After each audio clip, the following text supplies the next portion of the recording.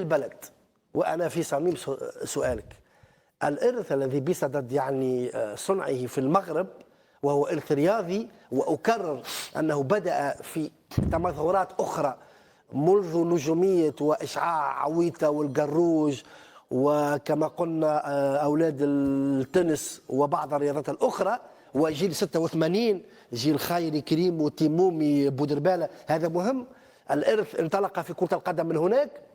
الحين المغرب من خلال ما حدث في كأس العالم على مستوى المنتخب اللي عملوها أولاد الرقراقي، هو يقول يعني الدراري، والإرث من خلال المونديال، وهذه البنية التحتية التي تخدم المجتمع قبل أن تخدم السبورتيفي على مستوى.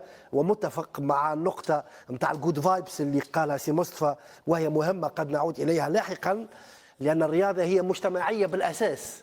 الرياضة يعني هي تخدم المجتمع من تحت، وانت حكيت من تحت وانا كنت احكي على من فوق.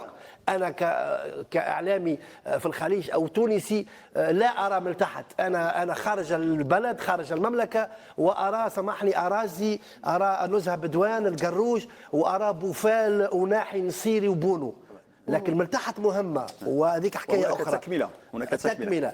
ولو تشتغل من تحت ويعني تعتمد الرياضة كفيكتور دو ديفلوبمون كعنصر تنموي، تصل إلى تلك النتائج التي تحدثت عنها.